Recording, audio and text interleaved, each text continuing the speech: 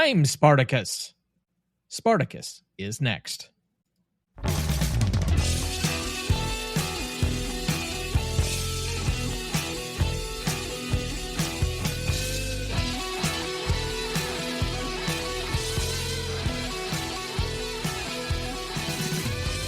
Welcome to the Greatest Movie of All Time podcast, the show that uses a unique grading style to redefine what the greatest movies are. I'm Tom Duncan. And I'm Dana Duncan. And tonight, for our 282nd episode, we discuss Spartacus from 1960, celebrating its 65th anniversary. Directed by Stanley Kubrick, written by Dalton Trumbo, cinematography by Russell Meddy, music by Alex North, starring Kirk Douglas as the titular Spartacus, Laurence Olivier as Crassus, Gene Simmons as Varinia, Charles Lawton as Gracchus, Peter Ustinov as Batatius. I think that's right. Badiatus? I think it's Batatius. Nah. Anyway. Or Lentulus. John Gavin as Julius Caesar, Nina Folk as Helena Glabrus, John Ireland as Crixus, Herbert Lom as Tigranes Levantus, and John Dahl as Marcus Publius Glabrus.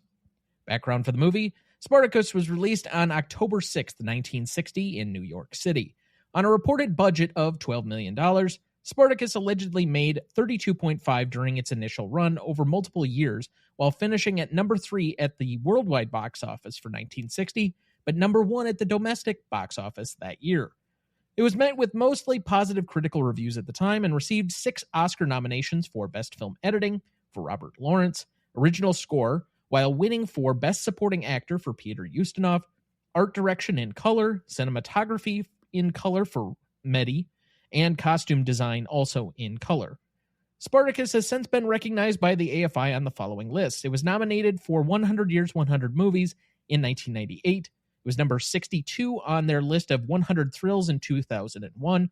Spartacus was the number 22 hero in their 2003 list of 100 Heroes and Villains. The quote, I'm Spartacus was nominated for their 100 movie quotes in 2005. It was also nominated for 100 Years of Film Scores in 2005. And it was number 44 on 100 Cheers in 2006. It finally made the 10th anniversary Redux edition of 100 movies in 2007 at number 81, and in AFI's 10 top 10 list in 2008 as the number 5 epic film. In 2017, it was selected for preservation in the United States National Film Registry by the Library of Congress. It currently holds a 93% among critics on Rotten Tomatoes, an 87 score on Metacritic, and a 3.9 out of 5 on Letterboxd. So as we begin each week, Dad, what is your relationship to this film? Well, I'm trying to remember when I first saw it. I think I've seen pieces of it early on, back years ago. And then I think the first time I watched it straight through was about 15 years ago.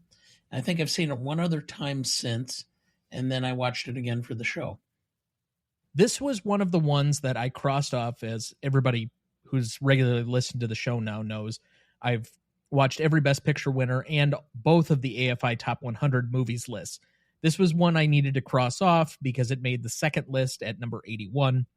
I believe about 7 or 8 years ago, I watched it with my grandmother at home, and I haven't watched it again since. I liked the movie when I watched it the first time. I don't like it any less this time, so I think it'll be a decent conversation. One thing I did note, there was a couple of scenes that I didn't remember from the last time I watched it. So I think I watched a prior version because when I was reading up on the show, I noted that they inserted about 28 minutes of film that had been cut from the theatrical release. There's a specific scene that we will refer to later where Crassus comes on to Tony Curtis's character specifically. That was added back in from it wasn't even in the theatrical version. That had to set the censorship board. Well, yeah. No, it was the Americans for Decency in Film organization that was boycotting and picketing the film. That just had to set them off. Okay.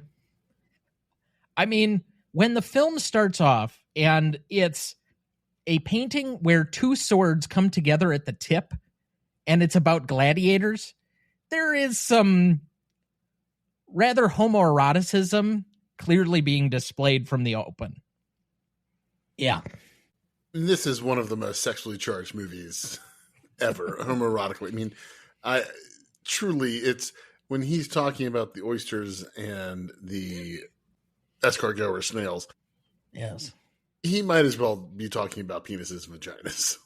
Like, it is so on the nose, but it's so, I think, so well done. And it's why this movie's kind of endured in some ways like a queer classic. You know, I've said it a million times in this podcast, but when Cher Horowitz in Clueless has a date, the gay guy comes over and he brings Spartacus and he talks about how cute Tony Curtis is. She has no idea. She's like, hey, he is cute. Oh, I like Sparatacus. This is a good movie. Yeah. I can just envision Trumbo sitting there typing this on his typewriter going, yeah, sticking it to them right now. What's your relationship to this? So I've not seen this in 20 years, almost probably to the day. This is before I logged things or charted it, but I watched this in the fall after I graduated high school when I lived in Norfolk, Virginia. Rented it from the Narrow Video store. Watched it. Kind of like you, I enjoyed it. Had a really nice time with it. I thought it was very good. Haven't really thought about it much since, but I enjoyed it. I mean, it's a good movie. Like, there's not tons to say about it. It's, I would say, maybe Stanley Kubrick's least interesting work.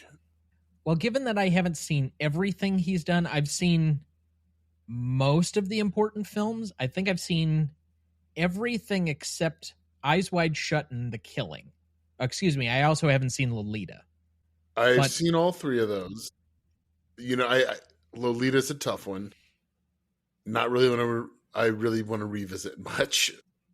It's well made, but kind of a Lolita as a text, I think is tough, just in general. Well, and that's fair.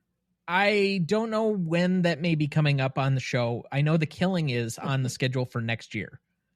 But that being said, I have heard Kevin Spacey is available to be the guest star for Lolita if you want. Okay. I know nothing about it, so that goes over my head. You know nothing I literally know nothing about it.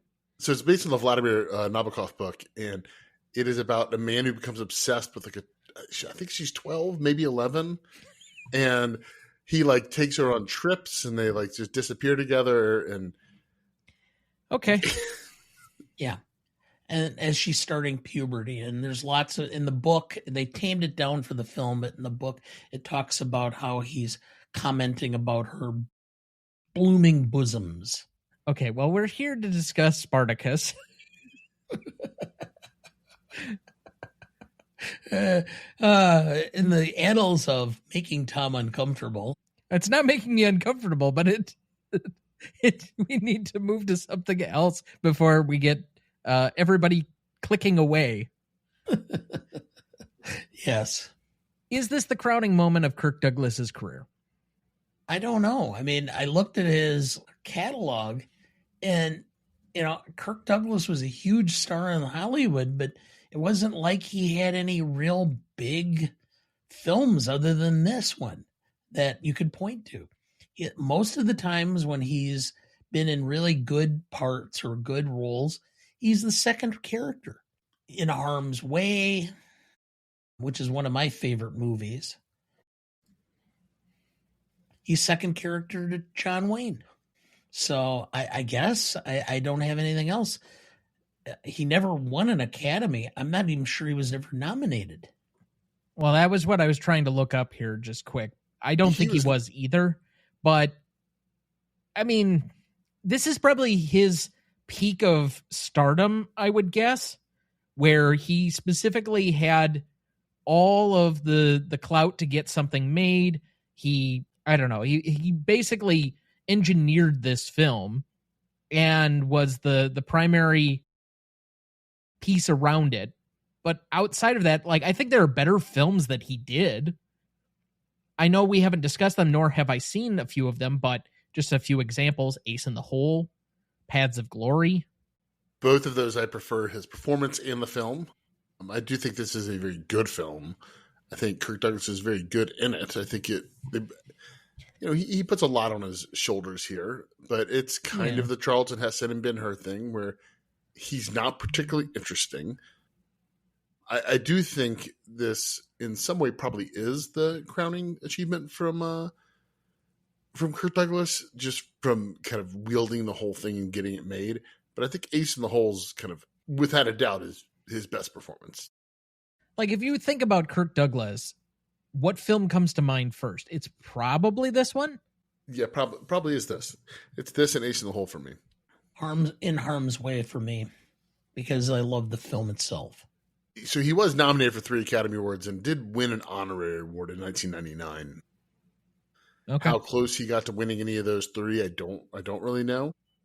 Yeah, because they don't release the rankings or the vote totals. No, but sometimes you can look and be like, oh, that's the number 2. He won. He was in second place. Like Timmy Chalamet was probably number 2 last year.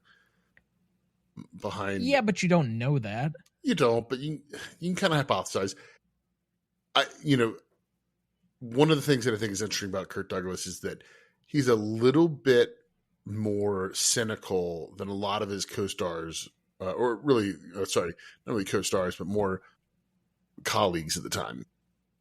All the people working in Hollywood didn't get this cynical, and I think he's pretty cynical, and Ace in the Hole kind of proves that. And I think that's the Kirk Douglas thing that really shines through, is that he's cynical. He's interested in making more dynamic films, which is partly why Stanley Kubrick is the director of this film. Yeah. They could have hired anybody to do this. And he was like, that's my guy from Paths of Glory. And he ends up, turning in a good film.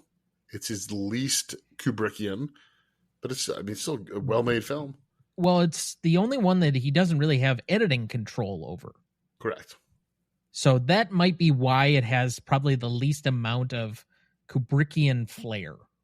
And he also he was hired 2 weeks into the film because Anthony Mann directs the first 2 weeks. They fired him, and then.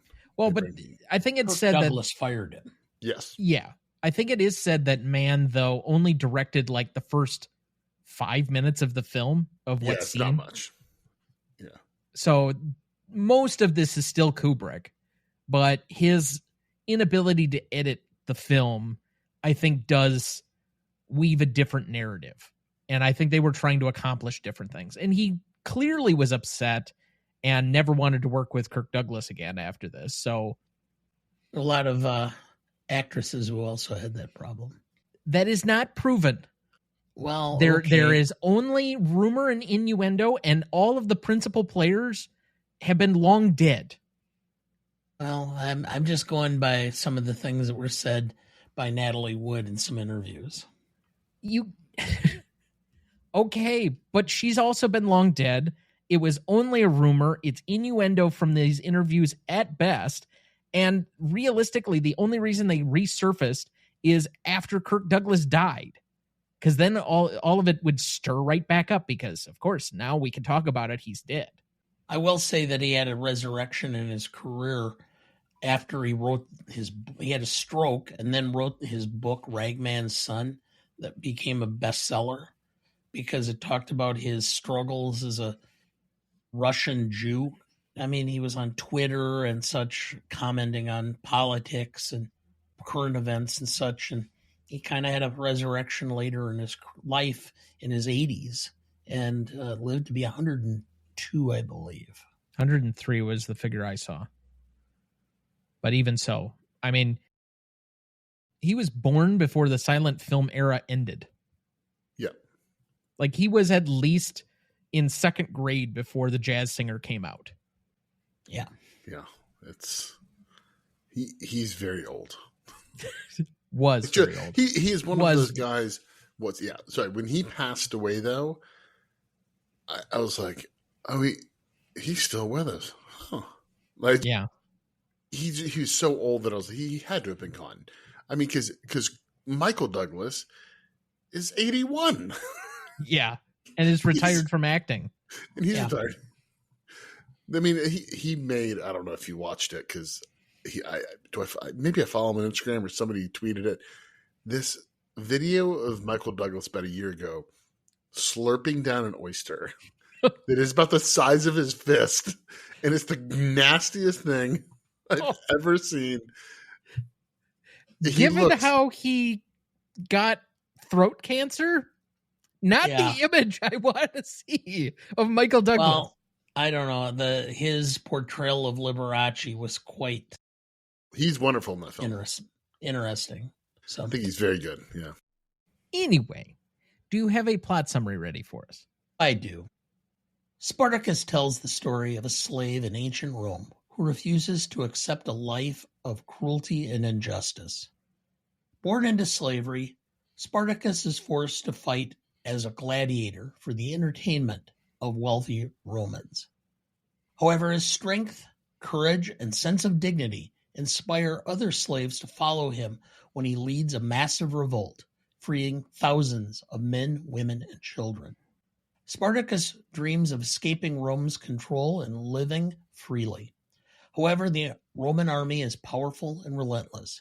Despite many victories, Spartacus and his followers cannot escape Rome's reach. In the end, Spartacus is captured and crucified, but his spirit of resistance lives on.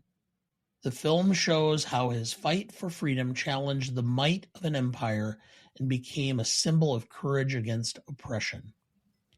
Thank you, Dad. All right, what is this film about? I think the easy answer is it's about seeing the seeds of the Roman Empire starting to crumble. I mean, we're still 400 or 500 years away at this point from it falling, but you see, I think the seeds of the Roman Empire really, like the fabric starting to tear a little bit, and the way the government's working, and Spartacus is kind of the thorn in the heel that is kind of exacerbating these problems. And then I think obviously the other component of that is it's about, wanting to live a life of freedom instead of one of oppression. And that is, seems pretty topical 65 years later too. It's about challenging the oppressive authority of the elite and the government, and being able to speak your mind and speak your piece. Freedom of speech, more or less. I don't know if I would say it's freedom of speech, but definitely freedom from bondage and oppression is the clear theme universally between all three of us. And there was a part of me, especially the first half of the film, because I think a lot of the reason that Spartacus is able to, well, I guess not able to, but the reason that he ends up revolting is over a love that he can't realize, because neither of them is free to love the other. And only until they are both free does he find his love in Varinia. So I think there's also a notion of love beyond the control of oppression. Yeah, and I do think that that component is there, that kind of what spurs Spartacus to move is love. And in doing so, I think is some way Dalton Trumbo saying, love has started many a war, and it's still going to start many a war for forever. And we've read how many texts about war starting because of love. And then 40 years later, 35 years later, Braveheart's made, and it's the same kind of thing. It's an oppressed man who loses the love of his life, starts a rebellion because his wife is, I think she's murdered and raped in that film. Yes. And other than that, that's how many films do we have like that build the same kind. So I think it's a sturdy starting point, but how much it really has to say, I don't know. I think I saw a lot of Gladiator and a lot of Braveheart in this movie. I would agree with you there. It is quite easy to see the parallels. Maybe a little bit of Ben-Hur because I think they're very similar in style, but it's not like I could say Ben-Hur influenced Spartacus, since Spartacus apparently was like filming for 7 years prior to its release. Like it was a marathon production of this movie, apparently. So they're films that basically are the same thing or roughly around the same time, and one probably suffers in the other's wake by going second. But yes, I can see the definite influence on other films later on that would come, particularly in Gladiator and in Braveheart. And I didn't look, and you might know off the top of your head, what did, I know it wasn't nominated for Best Picture, but what won this year? In 1960, The Apartment. Yeah, okay. Which is such a different film. Oh, yeah. It just doesn't feel like they're two films of the same year even. It's actually a very interesting year to start looking through the roster of what was available and like the depth of the year overall, because this is also the same year as Psycho, which also was not nominated for Best Picture, I'm pretty sure. Yeah. I think Hitchcock might have been nominated for director, but I don't think it was nominated for Best Picture. I think it was only one of like 2 or 3 nominations he ever got. Yeah. He didn't direct much, though. No, not at all. Okay, so you've already kind of related to this or alluded to it already, but where does this place in your Kubrick rankings? For me, it's right at the bottom. Well, I'd probably put Lolita behind it, but it's the bottom. I think it's his least interesting. It might be above Full Metal Jacket to me, though, if I'm really thinking about it, because I don't think that film works in the whole. I think it's half of a good movie. I've got the same critique that everyone does. Once they leave basic training, it's not that interesting of a film. I don't think he can really pull the two sides of the film together. And, you know, that movie doesn't have an intermission, but it might as well. Truly, there's a bifurcation in that film. If he does only the first half of Full Metal Jacket, it's pretty high on the Kubrick list. But because there's 2 halves to that film, it moves like pretty near the bottom for me. Yeah, that's, you know, I think for me, I do like that first half quite a bit, but I do think it would fall somewhere in the top like 5. And that's just because I love, I guess I love most of his films, and I like this one. Like, I like this film more than I like some other Kubrick films. Like, I would much rather turn on Spartacus than Clockwork Orange or 2001: A Space Odyssey. Both of those, like, they're technical marvels, but one is just difficult to watch, and the other one is kind of boring. I don't particularly care for Clockwork Orange. I think it's okay. I think it's so well made that I do have a respect for it, but right. I am in the camp that thinks 2001 is a pretty astonishing work of art. Art, yes. Interesting, Like, the middle section of the film is interesting, but by the time you get to the ending or even parts of the beginning, I'm just not that interested in what's going on. I like Dr. Strangelove and The Shining more. Yes. I would probably put The Shining 1 right now. Barry Lyndon and The Shining are constantly at war for my number 1. I probably would need a revisit of Barry Lyndon, having only seen it once, to probably move it up. It is a movie I enjoyed talking about more than the first viewing of it. And I can get that, because it is, you're kind of trying to figure out what the hell you're watching as you're watching it. You're like, why do I care about this guy? But I think Barry Lyndon's incredible.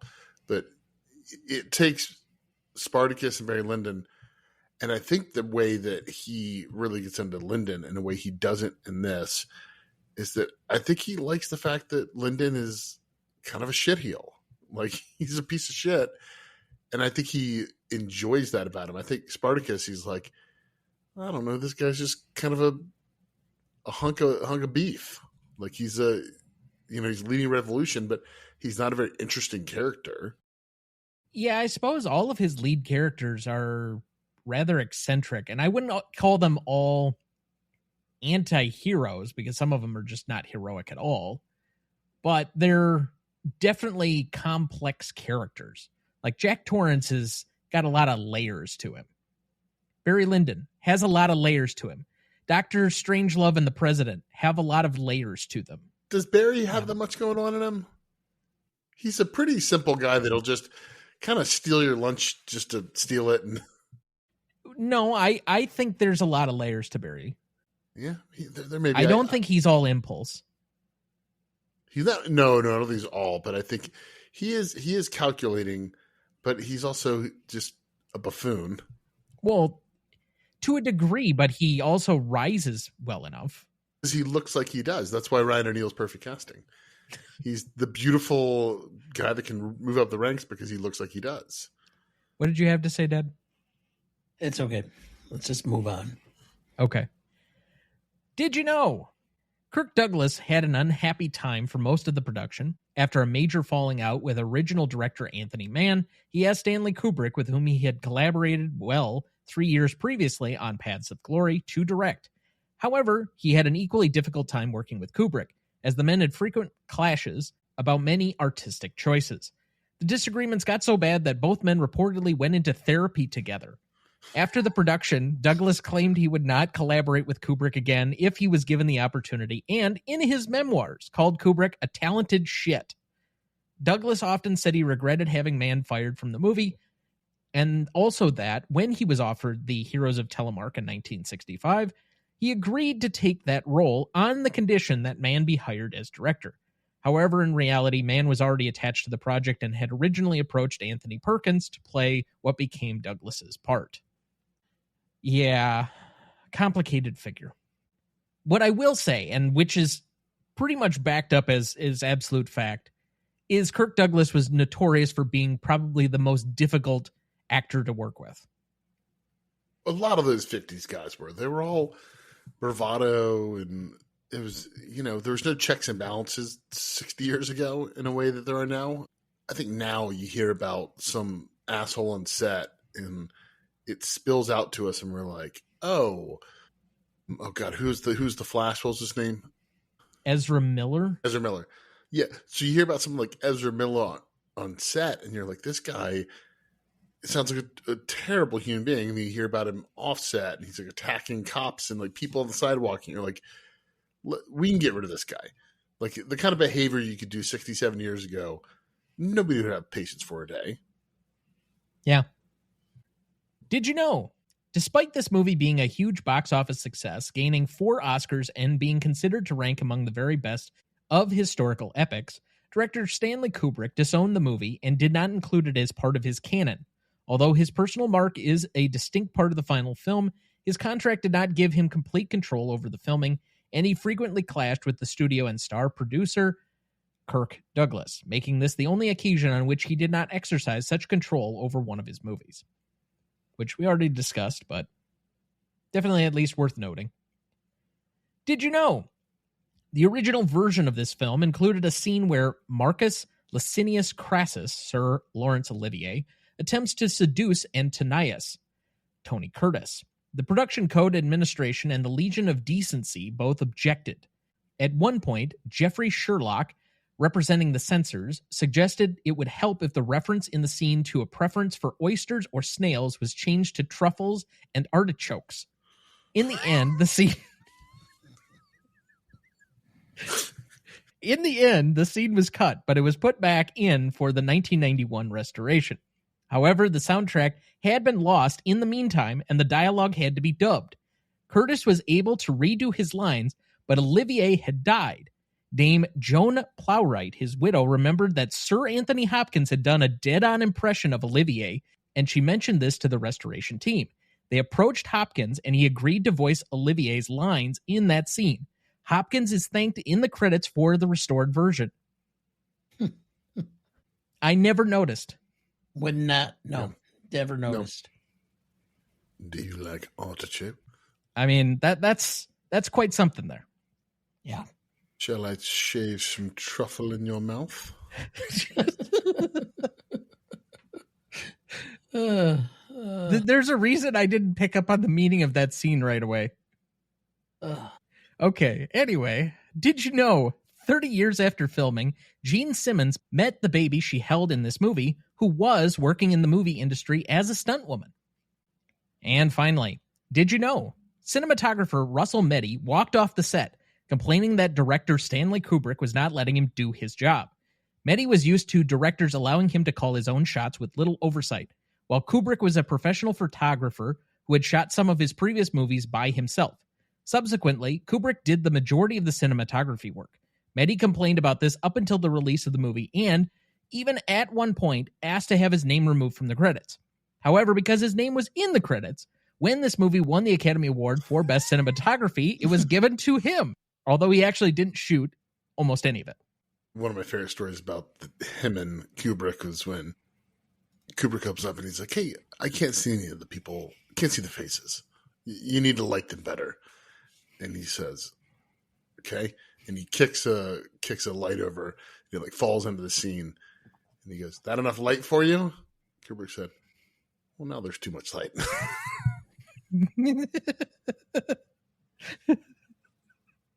Well, a lot of personalities here. So we'll come back and we'll talk about them after the break. We will take a quick break and we will be right back.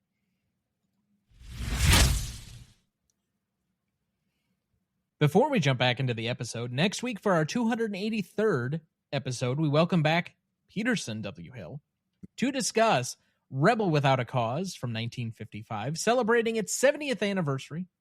Directed by Nicholas Ray, written by Stuart Stern and Irving Shulman, cinematography by Ernest Haller, music by Leonard Rosenman, starring James Dean, Natalie Wood, Sal Mineo, and Jim Backus. You won't want to miss that one, so watch ahead of the show by searching the Real Good app to find where it's streaming for you. That's REELGOOD.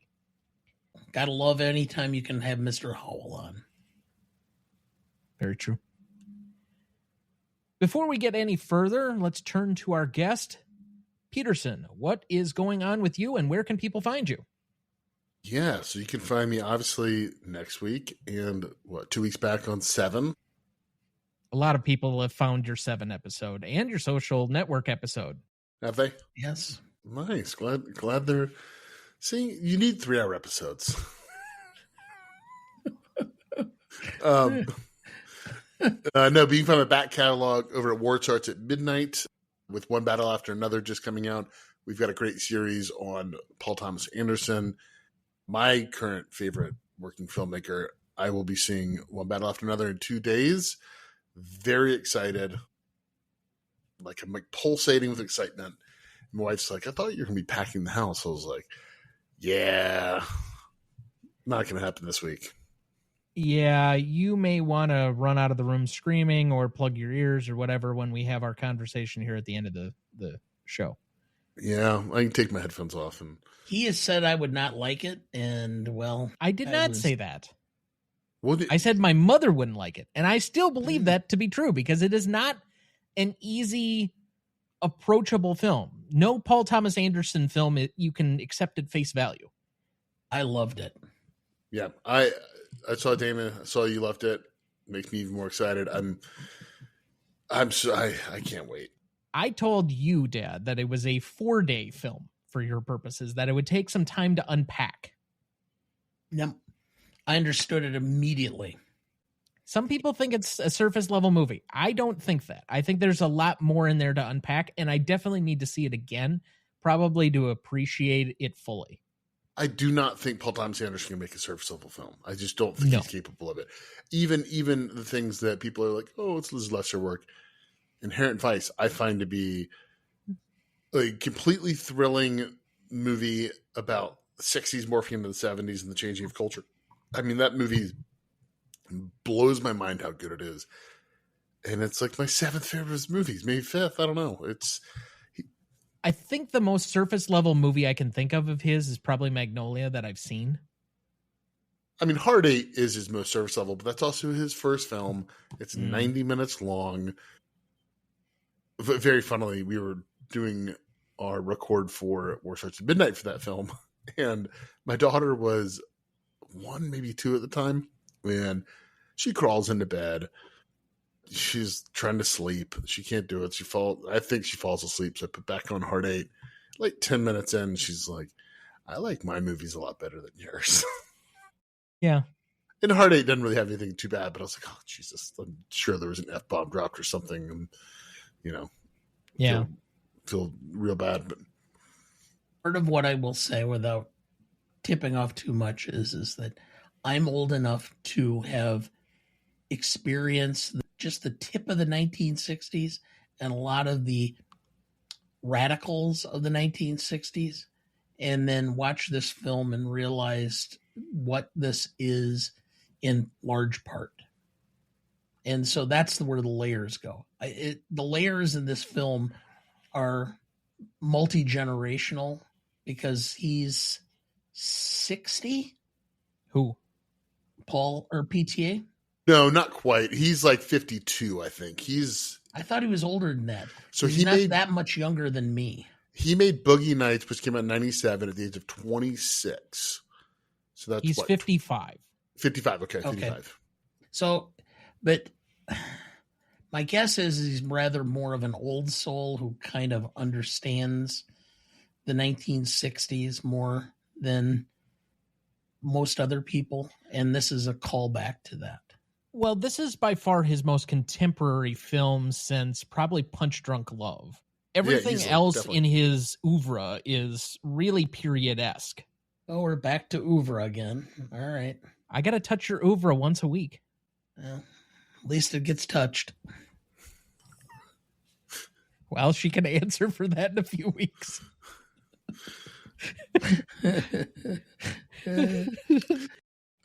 A movie I've not seen, but I'm imagining that it is going to be a movie about how the older generation is let down the younger generation, because that's what it always happens. You're the 60s and you're these radicals like an Easy Rider, and then what Nicholson say? He's like, we blew it, man. We blew it. We had the chance and we did nothing with it, which is how every single revolution in America happens. That's exactly what happened a couple of years ago with Black Lives Matter, kind of trying to end police violence. All that was a couple months, and then revolutions are hard to sustain. They're hard to sustain.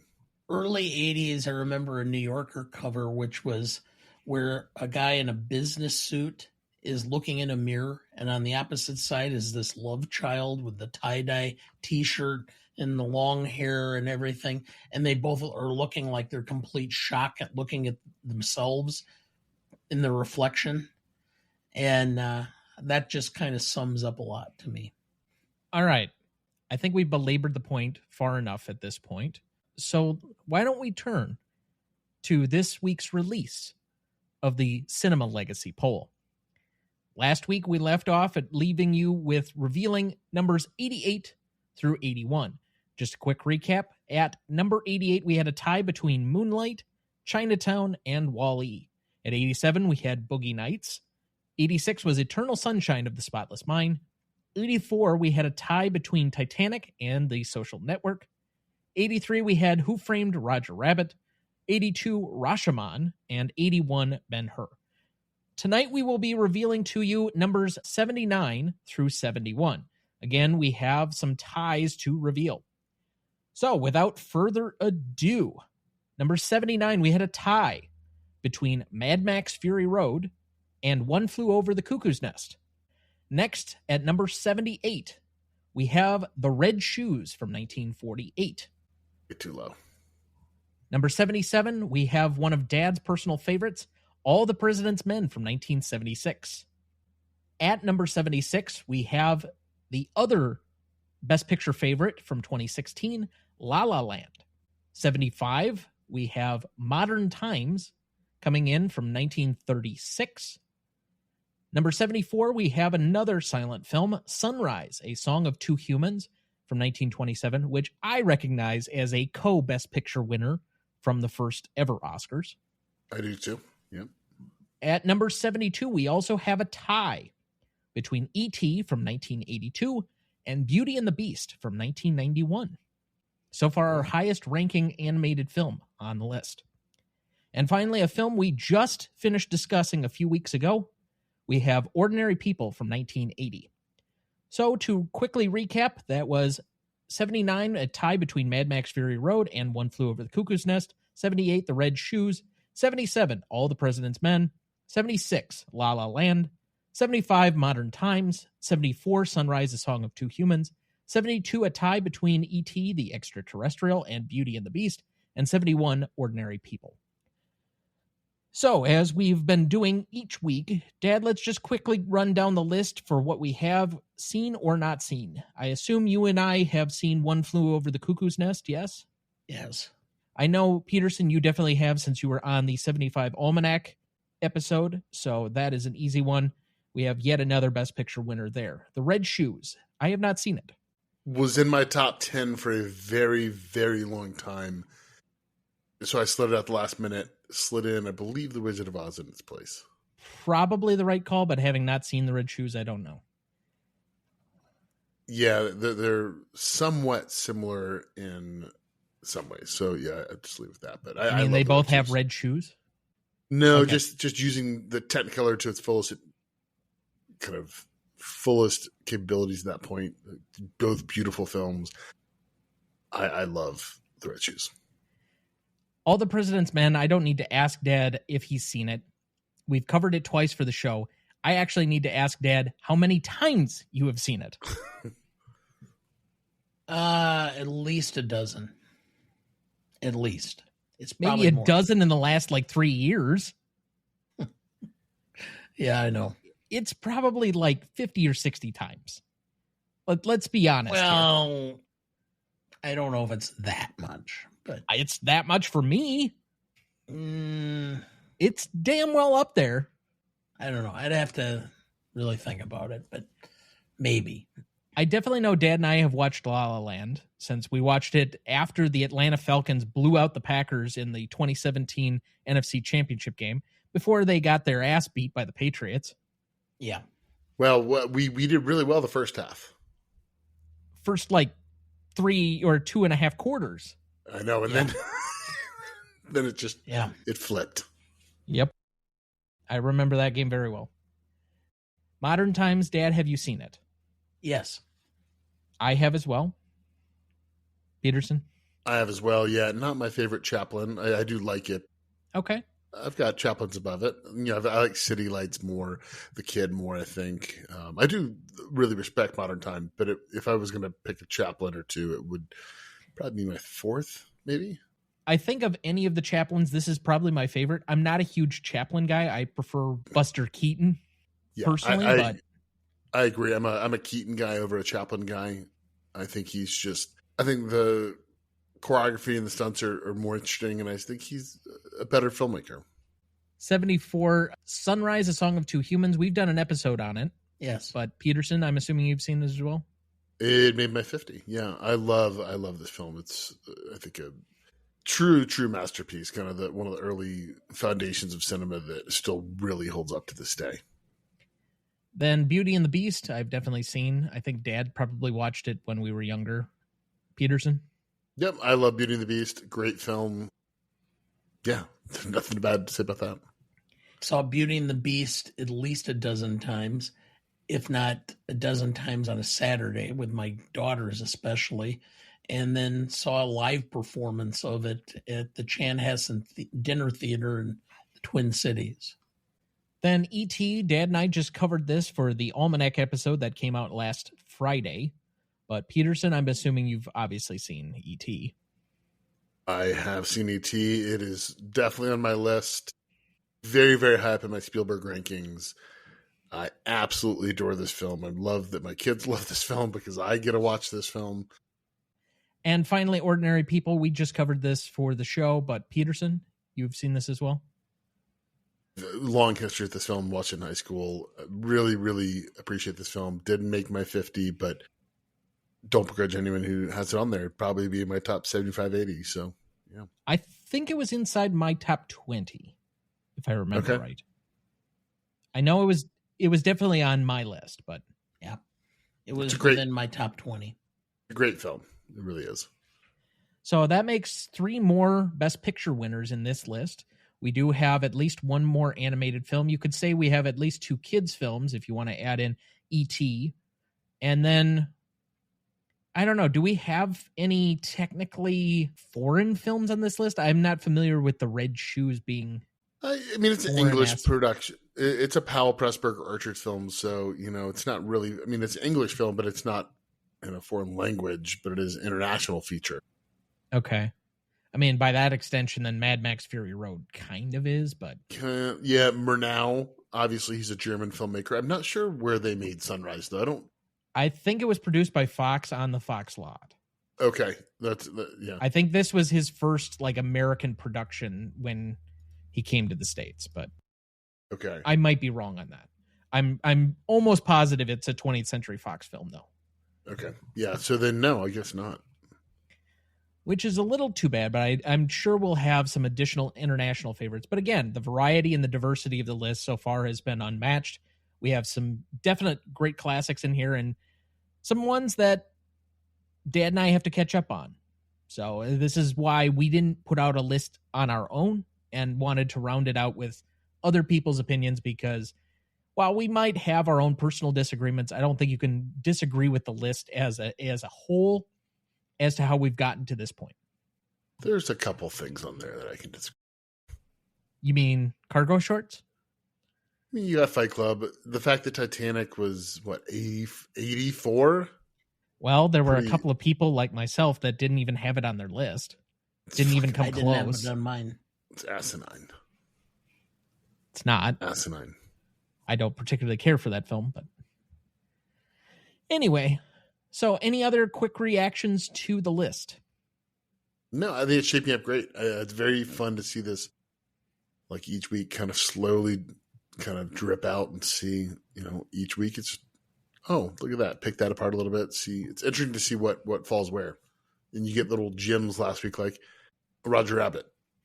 That just pops up. And you're like, oh, that's a fun one to kind of see that high. Yeah, certainly so. But to this point, we've actually released 52 of the films on the list. So we're chugging along. Next week, when you're back for that as well, that will be halfway through the list already. Yeah. I mean, I guess that's my end with the list. I'm done. So on that note, I just want to give kind of what the release schedule will be going forward for people. So next week, we have 69 through 61 that we will be releasing with Peterson. The following week, we will be doing All About Eve with Jailan Salman, where we will be disclosing 59 through 51. Then on the following week, Heather Stewart will be on with us for Requiem for a Dream, where we will reveal numbers 50 through 41. Then the following week, my mother will be on for Men of Honor. Nelson. It's a Cuba Gooding Jr. Robert De Niro film from 2000. No. I know the movie. It's an okay film. It's perfectly fine. And I'll have to remind her 5 times between now and then the name of it. She just loves the film, but she can never remember the name. She's seen it once, 25 years ago.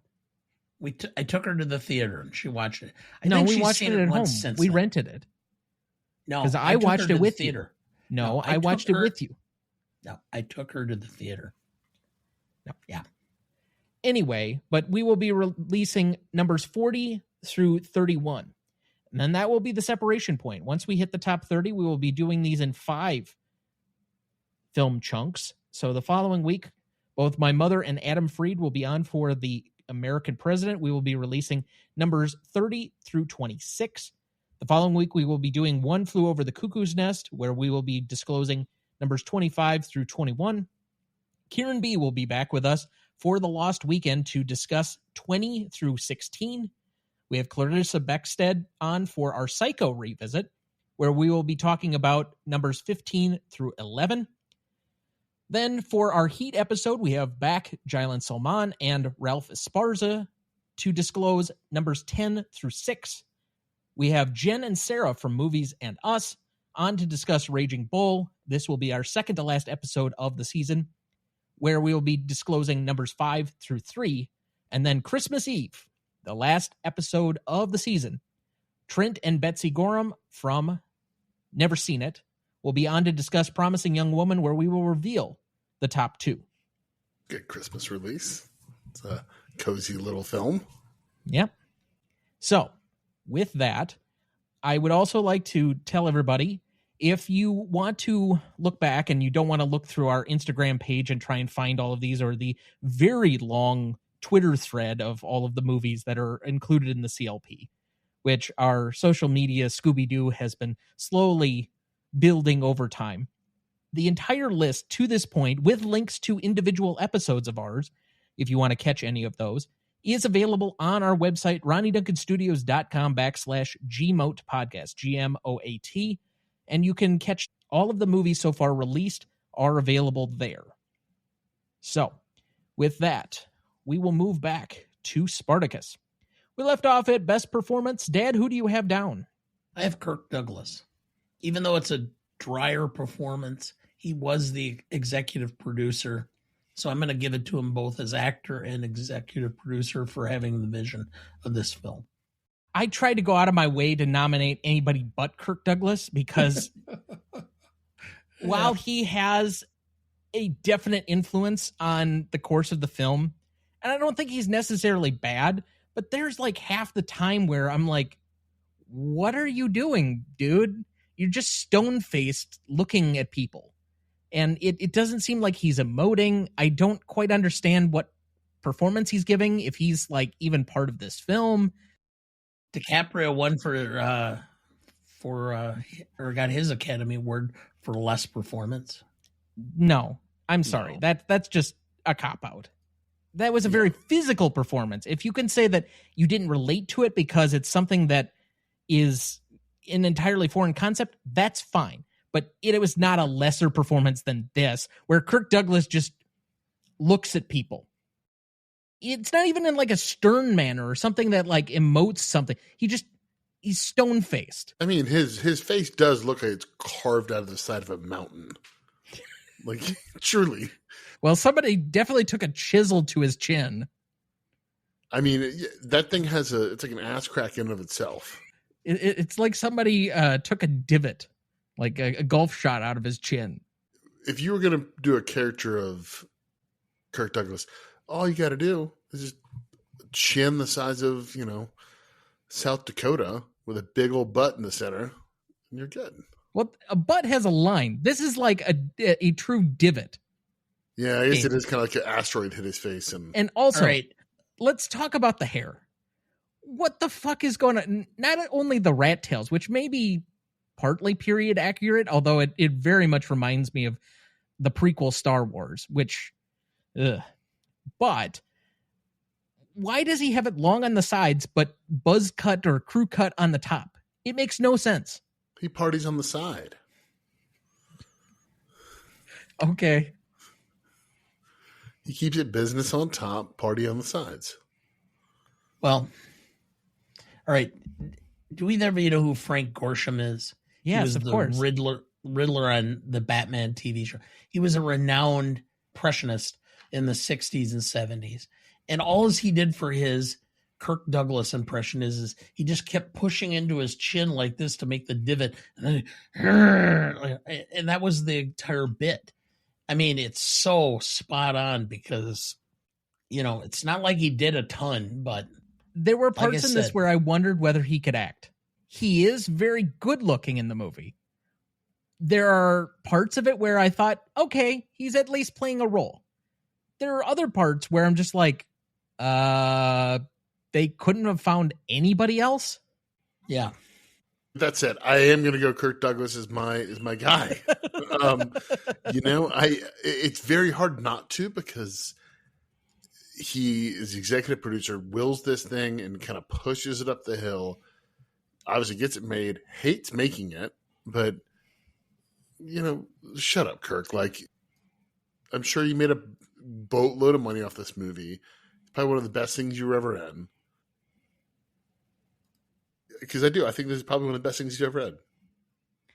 Yeah. Like Ace in the Hole more, but this is easily on his Rushmore. And so he didn't like working with Stanley Kubrick because he was exacting, like, whatever. But no, I think Douglas is easily the guy to point to his best performance.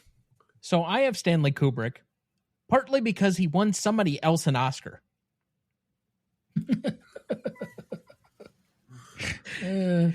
Stanley Kubrick was the director, he was the cinematographer, and the rumor is that Kirk Douglas hired Dalton Trumbo specifically out of spite so that he didn't have to give credit to Stanley Kubrick on writing the film as well. So, with that, by the totality, since you both tried to make that argument, I'm going Kubrick, whether he owns or disowns the film or not. All right. Secondary performance, I have Charles Laughton. I think he's actually really good in this film. I have had my issues at times with Charles Laughton, but there are films where he's a very steady hand. He feels kind of like the wise older statesman in this film. He does very similarly in Witness for the Prosecution. He's just kind of got this air of confidence about him that I think is necessary in that role, even though he ends up meeting his demise by the end. For me, I went with Dalton Trumbo simply because, if nothing else, it was an in-your-face to the Blacklist. And I think that was a purpose that Kirk Douglas had for giving him this job. And I know that for a fact that the Americans for Decency campaigned against it because Trumbo was a blacklisted writer, and the author of the book that this was based on wrote it in prison, where he was sentenced after failing to cooperate with the House Un-Americans, or the House Un-American Activities Committee. So, and it was supposed to be a film that ripped into the whole McCarthy era and communism hiding under every bushel. Yeah, and I'm going to Dalton Trumbo as well. I think, I don't love this script. I think it could shave quite a bit of time off and be a better film. But I think there's some great evocative passages in this film. And truly, he is saying, like, it is a bit of a middle finger to the HUAC and McCarthyism, all that rise that I guess now is subsided, but it's only 2-3 years gone by the time this comes out. When does it officially end? The Red Scare, like 57? Oh no, it's like 55. Like it's 55, after the okay. Army hearings, isn't it? It kind of started dissipating. In 58, McCarthy was sanctioned by the Senate, and there was a recall election. In 59, he was recalled, and Gaylord or Nelson, no, it was William Proxmire became the U.S. Senator from Wisconsin to replace McCarthy, who had, while the recall was pending, I should say, died of a heart attack, really with cirrhosis. You mean McCarthy, not Proxmire. Excuse me. Yes. McCarthy. I was going to say, you confused me there for a second. Because I thought you at one time had worked for Bill Proxmire. No, I worked for Les Aspin. I'm sorry. Okay. So, but I knew Bill Proxmire. Fair enough. Okay. Now, most charismatic, I have Gene Simmons because of her extremely long tongue. No, wrong Gene Simmons. She wasn't in Kiss at this time, though. No. That's at least 15 years away. She fucking carries a significant portion of this film. Like, significantly, she throws Kirk Douglas on her back because the relationship between the two, I think they had good chemistry, and it's only because Kirk Douglas took one look at her and thought, oh my God, she is like beauty personified in this movie. Holy shit. She looks hot. But okay, and this is not discounting the fact she's attractive, but if you were a slave and literally you're just in cages with other people and a woman so much as looks at you, I would imagine you'd get pretty excited. Oh, really? But he's not an animal. I'm just saying the relationship between them, the chemistry was palpable and apparent, but it's because she helped carry him over that edge. I don't think he was acting in that moment. It had more to do with her just being fucking bonkers gorgeous in this. Yeah, it might be. Do you want to join me in this opinion, dirty old man? I'm not necessarily going anywhere. I know the power of falling in love instantly with somebody based on what they looked like. I ended up marrying her. I picked up my wife at a restaurant. She was a waitress. So My sister's wedding rehearsal. I walked into the church. Somebody was doing the singing. I looked at her. I said, I think I'm in love. I think I better try and figure out how I'm going to have to spend time with that girl. Okay. So what is your most charismatic then? For me, it's Peter Ustinov. He steals every scene he's in. He's just hilarious. I mean, everything about him, he just plays it just perfectly. So, yeah, so I am lockstep with Dana tonight. It is Peter Ustinov. He is so funny in this movie. He's got a little light in the loafers, and he's got this. He's one of those Roman guys that never probably ever lifted a brick in his life, and he's so funny, and he's just like, he's got that great moment where they're trying to convince him to do it, and he's like, well, I'm a civilian. I'm more civilian than most civilians. He just knows exactly what to do. I think you give that script to most actors, and it's not nearly as fun. This thing comes to life whenever he is on screen. yes. I think, and Olivier's wonderful in this film. It gets a lot of guys who can just show up and hit a line like nobody in history, I think. Olivier is one of those guys that, he can say one word better than some people can say monologues. Monologues. Muscles. You're irritating my oeuvre.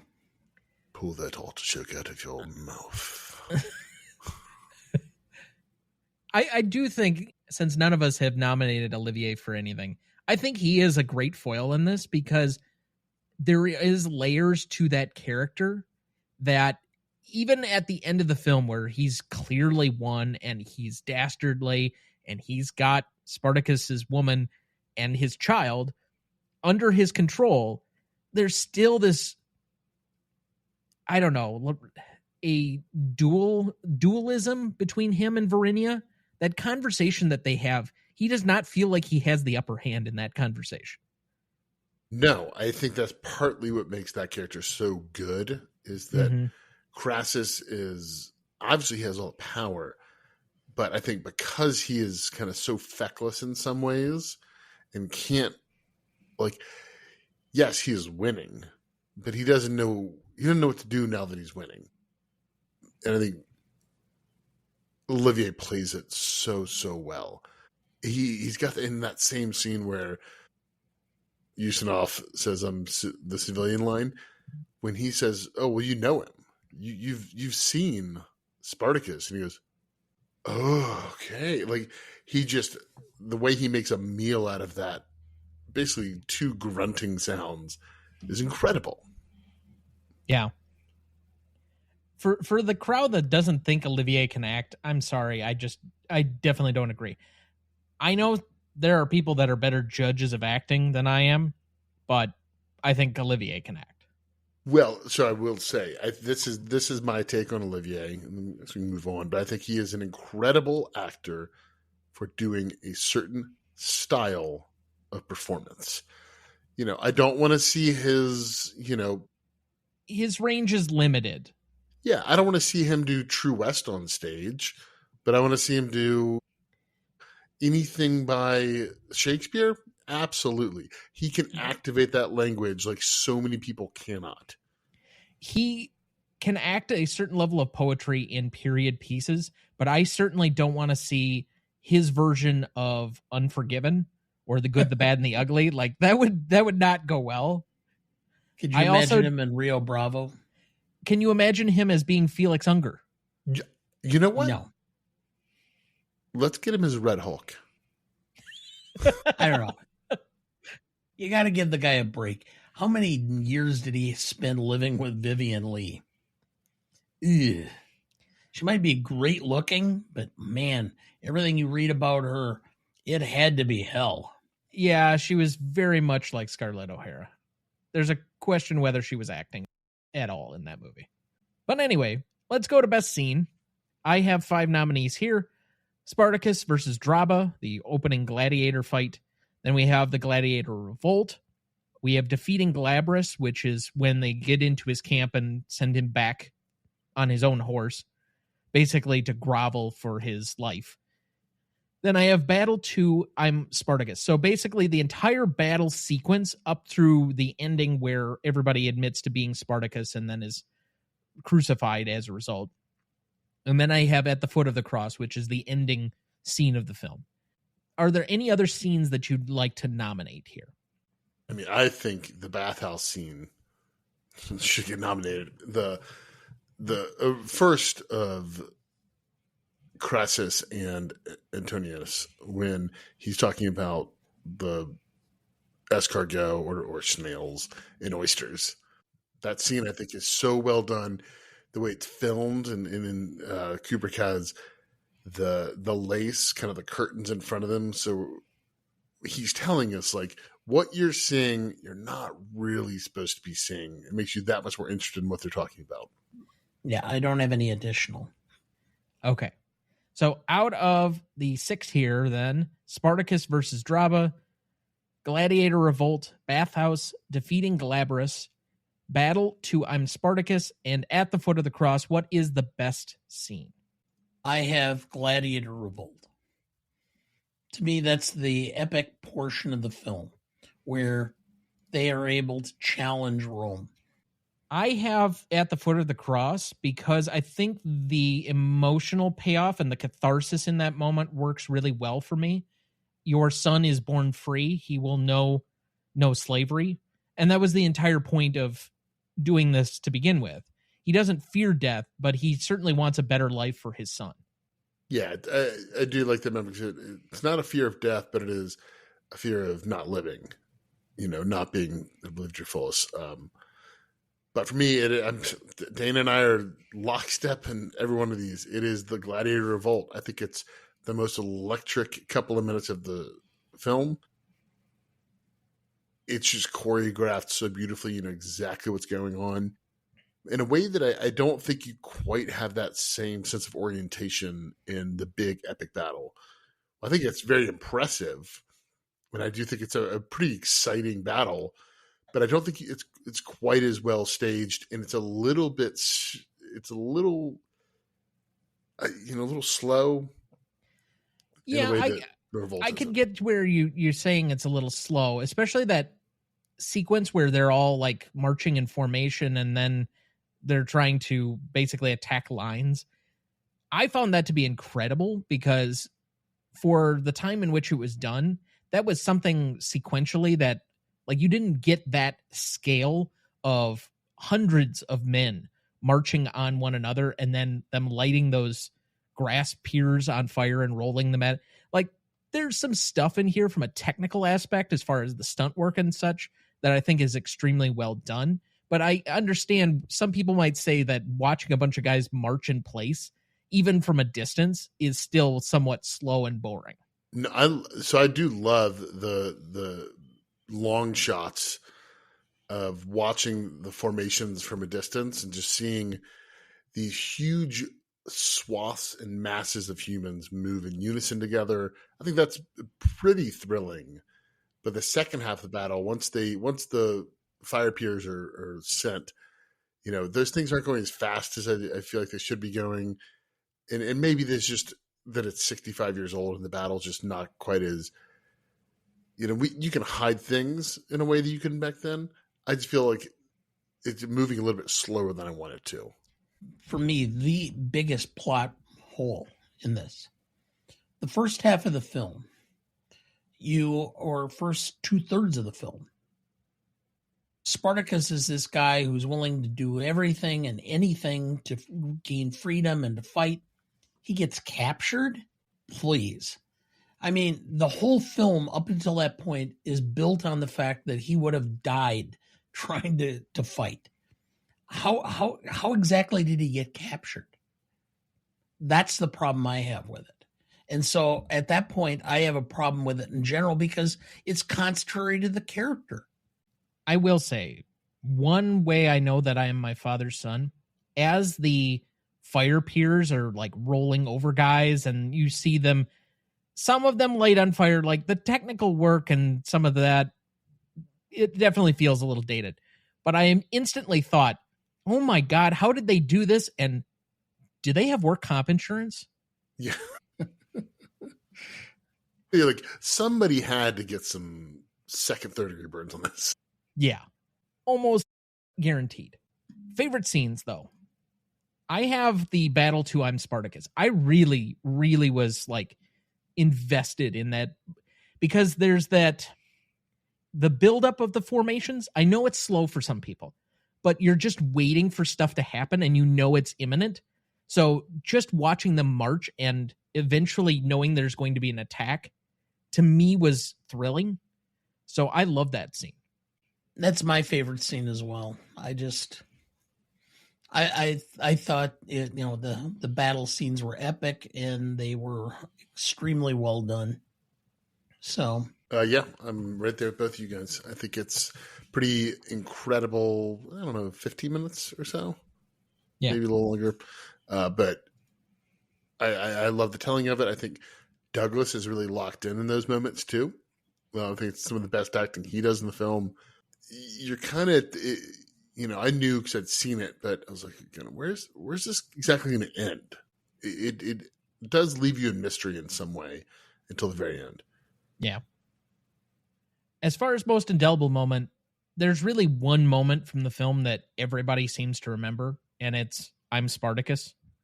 To me, that, as far as the universal nature of what's been pulled out into the culture, it's always going to be that. But do either of you have something else? Yes. That was the easy one. I didn't pick the low-hanging fruit. I went with At the Foot of the Cross. This makes Spartacus into a Christ figure. And in this particular case, he's being crucified. And the child that's surviving, he's going to be free because of you, is completely Christian, which is Christ's on the cross and dies so that his children are set free. So to me, that's the most indelible moment. And the panning scene or the pullback scene with the roads lined with crosses, that's the part of the film that I always remember. Spartacus is a line, and I remember it. But no, I have At the Foot of the Cross as being the most indelible for me. I'm just going to say I went the bathhouse scene.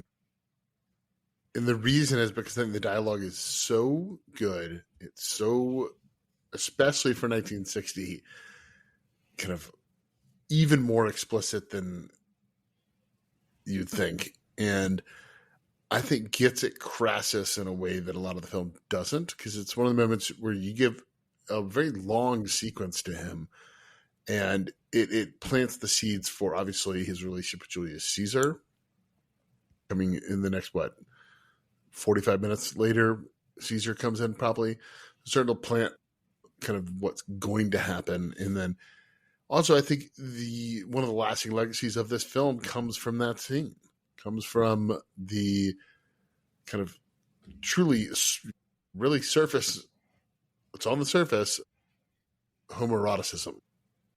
By the way, did anybody happen to see who the third person was in the film with a very brief camera shot? I am Spartacus. Third? The third one who said, I am Spartacus. George Kennedy. Oh, really? Huh. Yep. I played it back twice to make sure, but it's George Kennedy. Okay. Huh. Well, Regardless, that looks like a good spot for our second break. We'll be right back.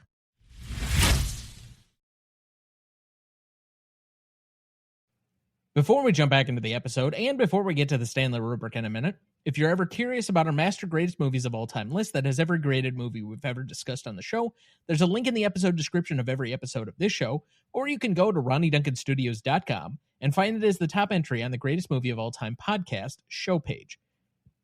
That has the grades we've done so far for all 254 movies we've graded, and we continue to add more each week. Make sure to check that out as we go and follow along. Dad, do we have anyone to remember this week? Actually, no. All right. Which is a good thing. Let's move on then to best funniest lines. I have a feeling that Peterson's just going to be doing the entire reenactment of the bathhouse scene for us. He's so enamored with it. It's a great scene. I have Spartacus here. When a free man dies, he loses the pleasure of his life. A slave loses his pain. Death is the only freedom a slave knows. That's why he's not afraid of it. That's why we'll win. Spartacus, you and I have a tendency towards corpulence. Corpulence makes a man reasonable, pleasant, and phlegmatic. Have you noticed the nastiest of tyrants are invariably thin? Antonius, are you afraid to die, Spartacus? Spartacus, no more than I was to be born. I also have Antoninus. I'm Spartacus.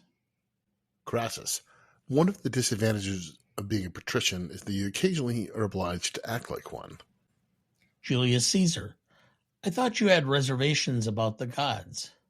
Gracchus, privately I believe in none of them. Neither do you.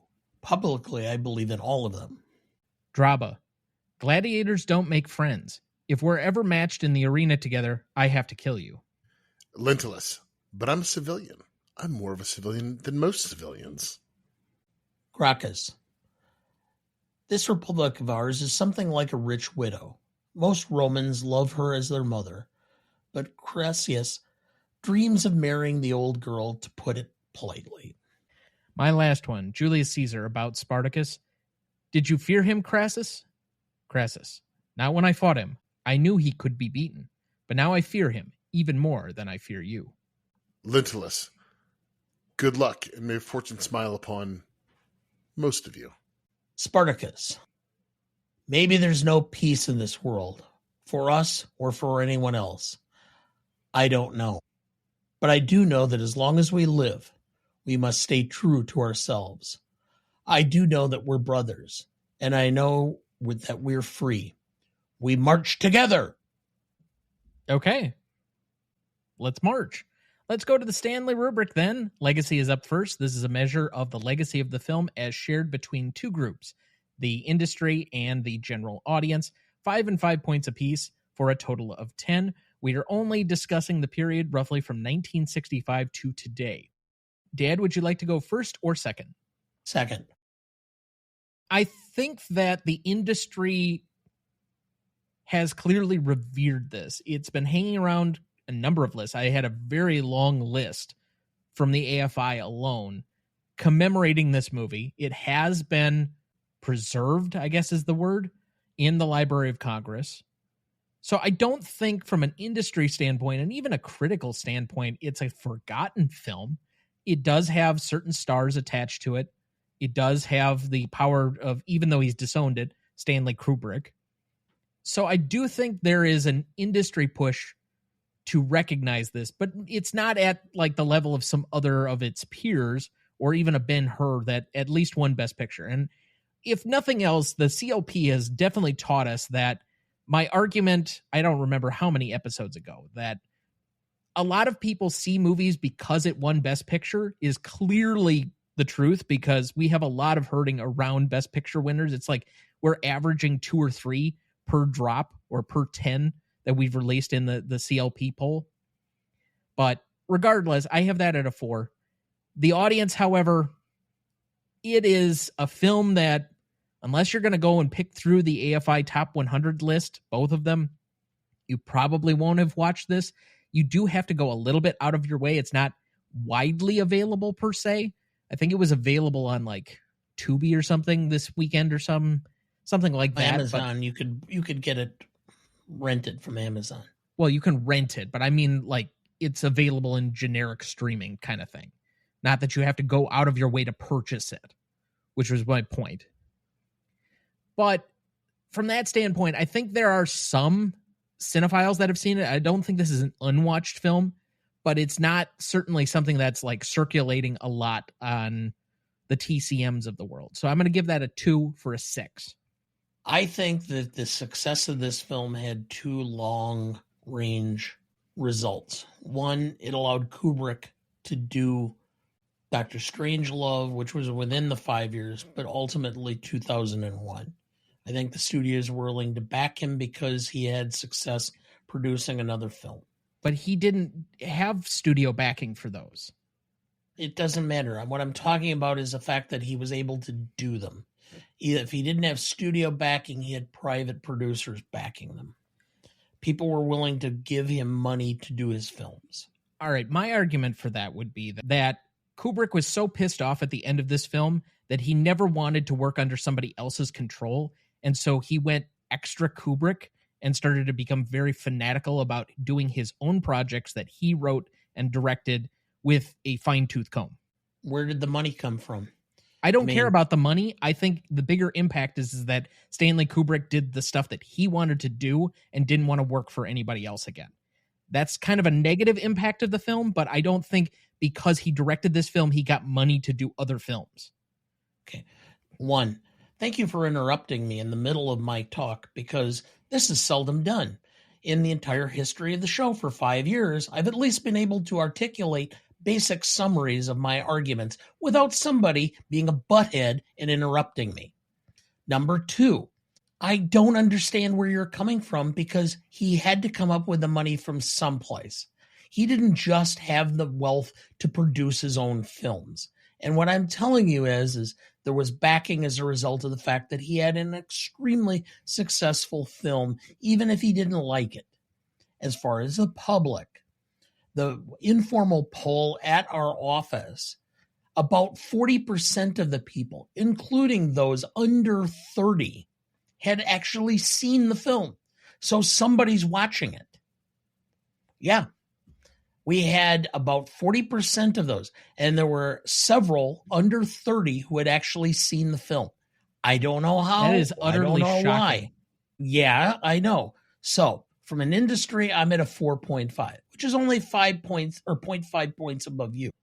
But for the public, I think that this is a film that most people, if they haven't seen, at least have seen parts of or are familiar with it. And so I'm going to give it a little bit more. The simple fact is that there was a hunger for this type of film that was remade. And I think without this film, you would not have Gladiator or any of the other similarly ilked films. So I'm at a 3.5. So I'm at an 8 overall. I'm utterly shocked, because that means from our office cohort, they have seen this film more than they have seen Ben-Hur. Because I don't Correct. think a single person put up their hand when we asked about Ben-Hur last fall. And I find that truly difficult to believe. We had a very wide, and I even went through and asked, you've actually watched the film? Yes. Because I asked, watched or know of. Then I had watched the film, and I think only 2 out of the group dropped their hands. So I don't know. Okay. I think there's more people who have seen it than what we anticipate. There is a TV show that could have led some people to it. Maybe, I don't know. Maybe people had an interest, after Gladiator. Maybe some people had an interest and saw the film because it kind of paralleled this other film. And there was kind of an uptick in it. But that's what I'm going by. Okay. So I'm at an 8. All right.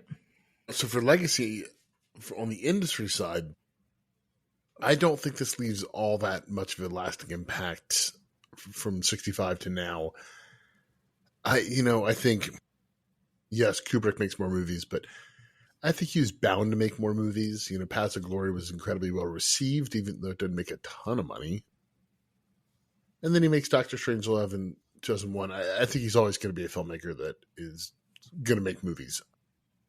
And then on the audience side, I think people know I am Spartacus, and that's about it. Other than some Simpsons references and some Bathhouse references, probably in Simpsons as well. Like, other than that, I don't think the public knows all that much about this. So I'm going to go 2.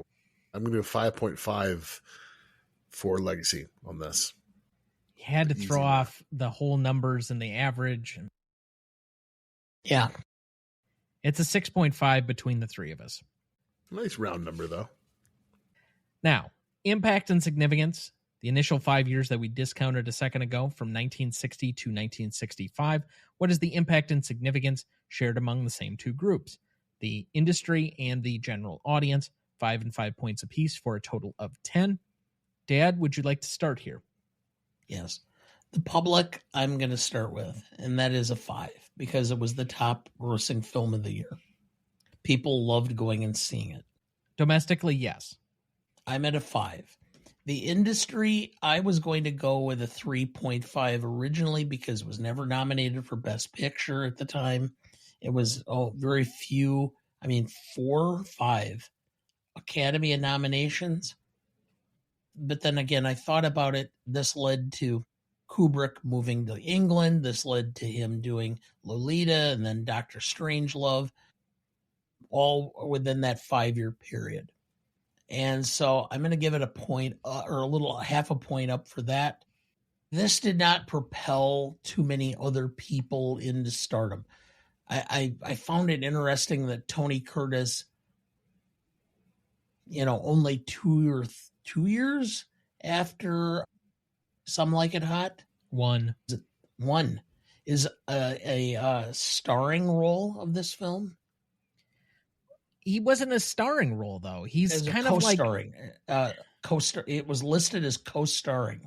Yes, and he has a very minor part. You know why it's a co-starring role? Because Some Like It Hot had come out before this. Because this took so freaking long to make. Okay. So Well, his name got higher billing as a result of him being in a film that he probably started and finished while this was still being made. Yeah. Well, ultimately, I think the situation is that it did not really push his career any further. He kind of cooled off in the 60s. Could you say it established Ustinov as at least a more bankable character actor? Like, I wouldn't say he was a star, Correct. but I think Correct. he's the only one that you could really make a case for. I mean, he wins 2 Academy Awards in the 5-year span. Yes. In fact, he was supposed to play Clouseau in the Pink Panther and then backed out for another film role and was replaced by Peter Sellers. He also kind of parlayed this into more roles throughout the 60s. So that's also part of my whole concept. So industry, I'm at a 4, so I'm at a 9 overall. Okay. Industry, I have a 4. You can't discount that it was a high grossing film, which I think makes it somewhat significant. It was made with a lot of stars of the time, some established stars. Like Tony Curtis being near the top of billing. By that point, yes, because he was in a very small role that apparently got bigger as it kind of went on. So I think there's a concerted effort by the time this movie was actually done to make him a bigger part of it. And by extension, then put him near the top of the billing because he'd become a star by the time it had actually come out. Then you have Olivier, you have Charles Lawton, you have several established stars in the film. You have Kubrick directing, who, for better or worse, does have name recognition by the time this is made. It is nominated for a number of Oscars, doesn't win that many, and frankly, it's not up for some of the bigger awards. It's more of a technical Oscars darling, but at least it gets some credit for that from me. I have a 4 there. On the audience side of it, I reserve the 5s like for very elite company in this, because otherwise, if it just simply finished as the number one at the box office in a particular year, even domestic, it was number 3 at the worldwide. You'd have a lot of films in that category, and I think it should be somewhat reserved for movies that really made an audience impact. And while I think that this was a big movie, I don't think it was nearly as big as some other movies that were coming down the pipe. So by that extension, I have a 4.5 there. I have an 8.5.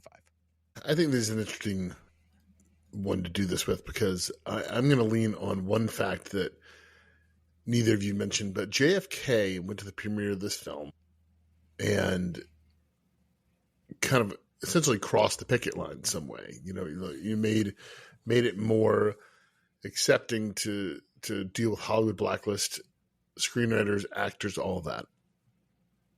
And I think that alone brings this to a 5 on the industry side. Now, the audience side, I'm going to be at a 4.5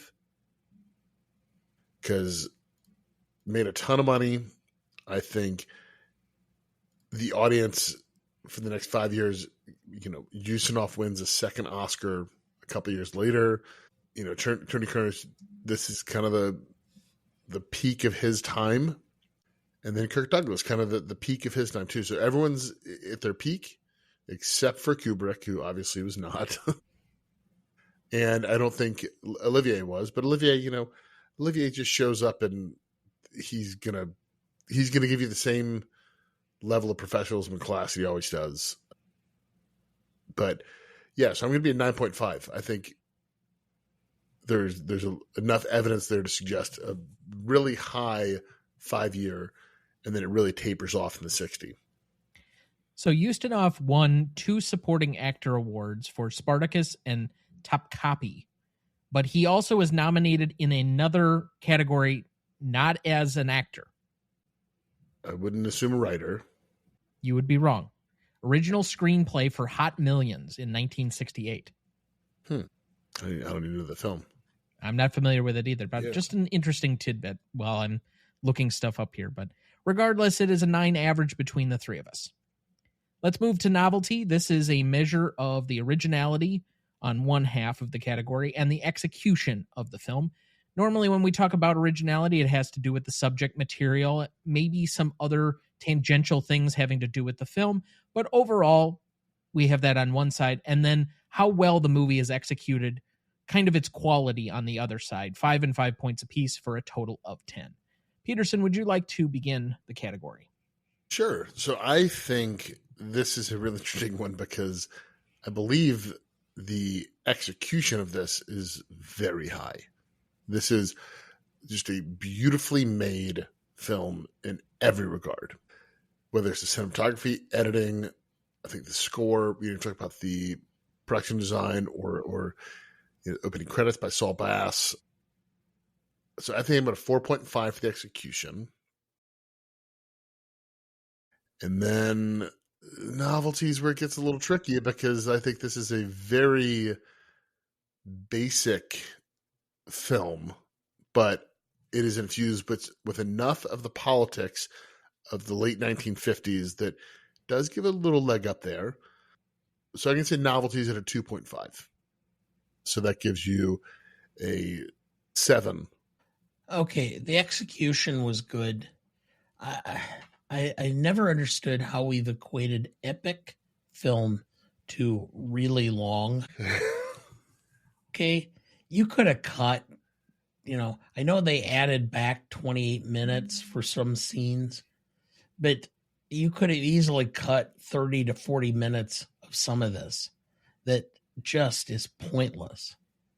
And so I have some problem. So I can't give it any higher, but I'm going to go overall because the scenes with the battles was just beautifully shot, how it was laid out, the amount of people, the camera angles, etc. I'm going to go with a 4.5 for execution. But for originality, this is one of the series of post Red Scare blacklist things. The Crucible by Arthur Miller had been out before this, which, again, was an anti-blacklist play. So there were several. It did, though, from novelty, specifically bring the author of the underlying novel, who was in prison again for not disclosing names to the House Un-American, or the House Committee on Un-Americans. HUAC. Okay, I guess better. At this point, I guess it doesn't matter if I use HUAC or the longer name. But okay, so I am at a 3.5 for originality, so I'm at an 8 overall. Okay. As for me on this one, I don't think there's anything particularly original about this. We had sweeping roadshow epics, and while Dad's point is taken that epic apparently means long, in this era it kind of was. Basically every major film was long with purpose because people went out. It was an event. They tried to make these extra long with the opening overtures and the intermissions and the music playing. A lot of films at this era were like this. Look at Lawrence of Arabia a couple of years later. Look at Ben-Hur the prior year, the 10 Commandments. There are a lot of epic films from this era. I don't think Bridge on the River Kwai quite fits, but that's also an extremely long movie. Now, if you want to really criticize epics, the modern ones where we don't have these being like an actual event and that you want to create a 3.5 hour Scorsese movie, no, that needs to be cut down. Get a new fucking editor. I'm sorry. Anyway, regardless of my opinion on that, I don't think there's anything that original about this. Again, given that some of its predecessors the few years before had kind of created the template, and it kind of missed its chance to be original by being second or third or whatever in the pecking order by the time it actually came out. So even though it did well with the audience at the time and it was well received, it still suffers from the fact that it ended up going after a couple of its peers. So I have a 2 there.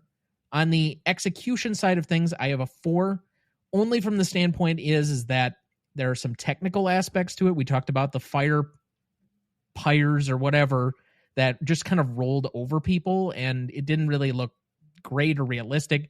I have a little bit of a trouble with the really terrible looking blood anytime they try and show it. Like somebody gets stabbed and it looks really fake.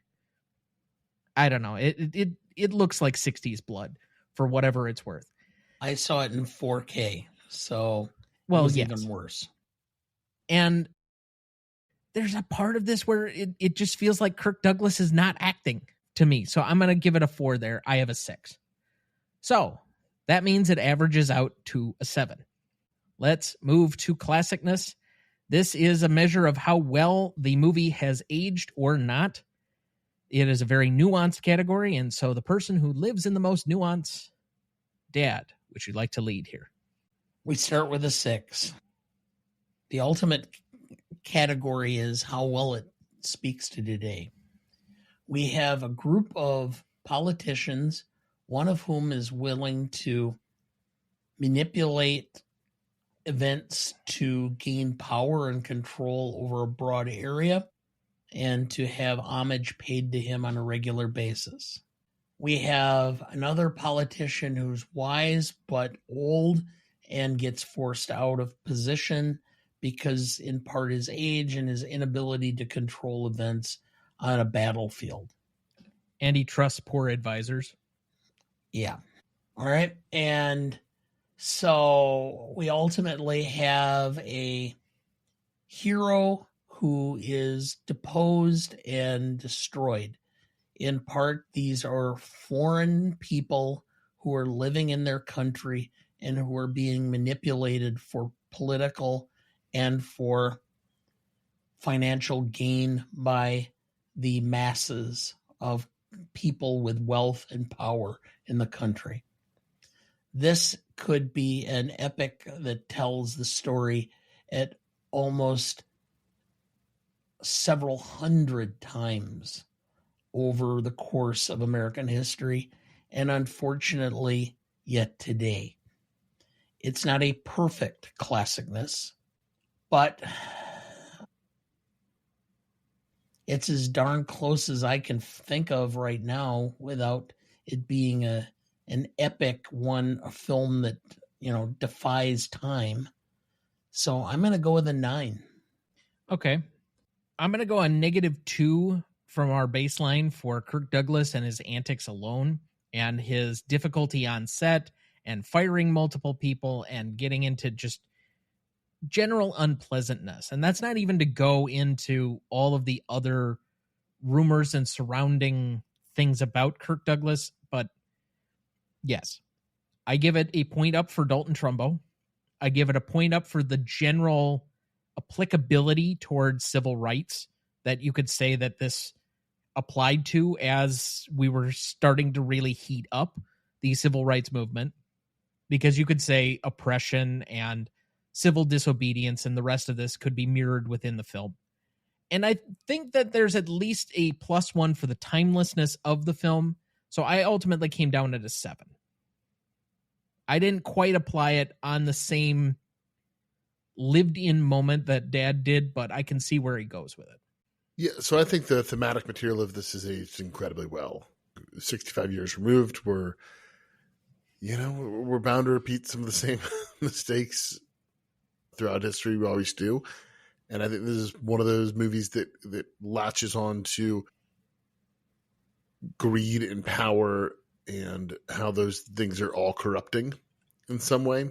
And so I'm going to give points up there and points up for Trumbo. But I'm gonna make this math nice and easy for you, Tom. I'm landing right at an 8. And that will be the average. By the way, Peterson, I would be curious after you've seen one battle after another, and you match it up against this, what you think. Yeah. Because I think there's parallels. Completely different films, but when you look at the application of the characters, I see parallels. Yeah. I'm excited to see it. See it on Friday. We talk about it next week and really get into it. And I can hardly wait for your reaction. All right. Finally, rewatchability. Insert whatever subjective test you have for how rewatchable the film is. I'll start off with our objective baseline here. It's long. The plot isn't well edited at times. It's older. There's less action. It's a little bit slower. It involves a little too much politics, probably for some young people. So I'm going to go with a 5.5 here. My rewatchability here, I've seen it twice, but I haven't seen it in 20 years. I was in my teen years when I watched this for the first time. It's been since then. When you were throwing movies out, I was excited that I saw this. I was like, oh, that gives me a chance to see this again. It's been 20 years. I've obviously grown in my estimation with Kubrick films. And some of those I've seen, The Shining I've seen 20 times since 2005 when I first saw this. And I watched it and had a very pleasant time. Did have to stop it twice just because life and children, and it's 3 hours and 16 minutes long. I timed those with the intermission and then kind of right at the hour mark too, kind of right after the sleeve Revolt. I think it was right an hour 6 or so. I'll probably watch this in 10 years with my kids, but I don't see myself returning to it that quickly. I'll have no qualms. If it's on in the background, I'll certainly watch it, but this does not jump off the screen for rewatchability for me. I think I'm going to land right at a 6. No. 5.5 with you, Tom. I think 5.5 sounds right. Okay. I've seen this film now twice. It's probably enough. I'm 61. I very well may never watch this film again before I die. So, and that's fine. I like the film. It's a good film. I'd recommend it. If somebody wanted to watch it or that I was watching films with, I would watch it again. So I can't give it any points down for that. The best way of watching this film is, let's say that I have the new variant of COVID and I'm not feeling well. So I just put it on and let it go because I can follow the story enough at this point in time that it wouldn't matter, because just waking up enough to watch and seeing the epics or what's going on would be good enough. So maybe that's my new standard. Is this a COVID film? Anyway, I'm a little lower than you guys. I'm at a 5. Okay. That's a 5.33 average between the three of us. For audience score on this one, we had an 87% for Google users and a 76% for Rotten Tomato users, giving us an 8.15. So to repeat the categories, we had a 6.5 for legacy, a 9 for impact and significance, a 7 for novelty, an 8 for classicness, a 5.33 for rewatchability, and an 8.15 for audience score, giving us a final total of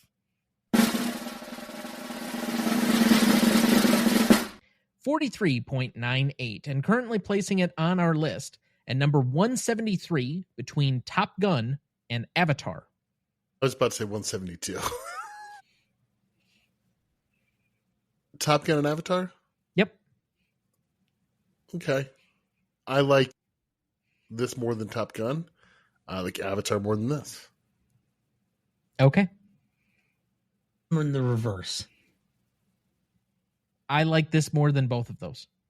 Well, actually, probably I do. Because Top Gun is almost unwatchable at this point. Top Gun Maverick's not, though. No, that was that's decent. It's enjoyable. Yeah. It's a fun romp. What? It's like one of the greatest action movies ever made. No. Yes. No. Yes. That's way too much recency bias. I've It seen is like a 6 times very since. fun film to put on a Saturday afternoon, and that's about it. It should not be on any like greatest lists, in my opinion. I think it is essentially a perfect screenplay. No. But anyway. So if you disagree with any of our scoring or just my takes on Top Gun Maverick, apparently, as I'm sure people will come at me for, you can write us at greatestalltimemoviepodcast@gmail.com. You can find us on our website, roningduncanstudios.com/gmode podcast, or find us on any of our socials at gmode podcast on YouTube, Instagram, Twitter, Letterboxd, TikTok, or Blue Sky. All right, let's move to remaining questions. I only have one for this, and I have, what happens to Spartacus's son? Yeah, I was thinking about that. I think I would imagine that he just lives a normal life. I don't think she's going to raise him to be anything other than just a normal man. Then he might find out who his father was and want to fulfill some kind of political aspiration or lead people in that way. But I don't think he starts out as anything other than just kind of a normal kid and maybe comes at it in the back half or back way. Let me say, for the purposes of this, we do not need a Spartacus 2. I do not ask this question so that Pedro Pascal or Paul Mescal has to be in something else with swords and sandals. That's not the point of answering this question. I guess my real intrigue is with the money and the prestige that Ustinov would buy him. Does he become A, a Roman citizen, and B, Roman nobility? Because that's a lot of money. I think his name becomes Brian, and he becomes a potential messiah later on. No, I'm Brian, and so's my wife. Okay. Thanks for answering the question, Dad. Yeah. We do have one listener question this evening in the form of an ADA, a since retired segment, the Ask Dana Anythings. Kieran asks, Dad, as an Otto Preminger fan, have you seen or heard of Exodus, starring Paul Newman? Okay. In response, I had not heard of it, and I immediately looked it up. Not only does this have Preminger and Paul Newman, it has Eva Marie Saint, Peter Lawford, Lee J. Cobb, Sal Mineo in it. I was not familiar with it, had not heard of it, but I immediately found that it is available for free on Pluto. And this will be potentially on my list of things to do this weekend because this actually sounds like it's something pretty good. So that probably answers the next couple questions, which was thoughts and is it worth a blind buy? He says he found a nice double cassette VHS copy. Well, first off, do you have a VHS? Yes, he does. Hell yeah, he does. Yeah, this has been a thing. He has this viewing lounge with a VHS, and they have like this VHS library he's slowly collecting. Okay. Like he's going to garage sales and buying VHSs. Okay. Wow. I do have the name of a good counselor. It might require an intervention first. Yeah. But the answer is yes. You think it is at least worth a... Yeah. If you can get it for, minimal price, the cost of a movie ticket. Most of these are going for like $1.50 or $2. Yeah. You can't buy a burger at McDonald's for that. No, you can't. They're more expensive than that. Yes, they're like $3. Yeah. So yes, if you can get it for under $3, go ahead. Buy it. Yeah. Don't take away anything from your child. Okay. Just Anyway. remember to rewind before you return it. Yeah, that's the other thing. If you're going to invest in all this VHS, you got to have one of those like auto rewinders. Oh, yeah. Absolutely. Yeah, I think your mother threw all of ours out. Yeah. I'll say, at least Kieran knows that in about 10 years, maybe 12 years, that kid is going to think that VHS is the coolest thing in the world. Hey, guys, look at my dad's VHS collection. Come on. We won't discuss my dad's VHS collection. We won't discuss mine either. Anyway, regardless of that, any other remaining questions for either of you? Nope, I'm good. Was Saving Ryan's Privates part of your VHS collection? No, but yeah, I won't go there. Yeah. Anyway, moving on, I would like to thank our guest, Peterson, for being back with us. He will be back with us again next week, but just remind everybody again what you're working on and where they can find you. Yes, you can find me in my back catalog at warstartsmidnight.com. As well, you can check out my Twitter, Instagram, Blue Sky, Letterboxd, all those at Peterson W. Hill. And then here next week and then a couple weeks before. So, yeah, check me out here too. All right. Remaining thoughts for the week. We kind of already discussed generally One Battle After Another. Dad really liked it. I still am sitting with it. I didn't dislike the film. There were parts of it that I greatly enjoyed. I thought Sean Penn was amazing in the film. Oh, yeah. I think if he doesn't get an Academy, I don't know. Yeah, I think he's probably the odds-on favorite for supporting actor, even though that's going to be a really difficult category, as it always is every year. But if this film ends up being crowned in the way that it seems like it's going to be, he's got to be the front runner. Oh, yeah. I think Leo's in the conversation for best lead actor. I do think that at least 3 people in this movie could be very easily in the conversation for multiple nominations for supporting actors, or one just being maybe the lead in that category as well. I think this could garner quite a few nominations, and it does feel a little bit like a coronation in the same way that like Oppenheimer felt 2 years ago. That's the early sense I'm getting. I think it's very dark humor.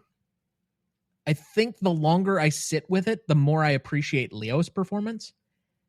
I still don't know if I quite grasp Benicio's performance, but there's a part about Benicio that's always been a little bit foreign to me, and I don't mean that like literally to be like unintentionally racist here. I'm just He is always trying something, and sometimes that is activating, and sometimes it is very distancing. He plays it very straight. Some people think it's very funny. I don't know. I just didn't really get much from that character. But your mileage, of course, may vary. If you grew up in the 70s and were aware of some of the radicals that were involved in various movements, there was always that guy, and it's Benito, and he's playing that part straight on. You mean which Benicio? Benicio, excuse me. It's Benicio, which is he's playing it straight on. He is there to do a job, and he just is very calm and calculated.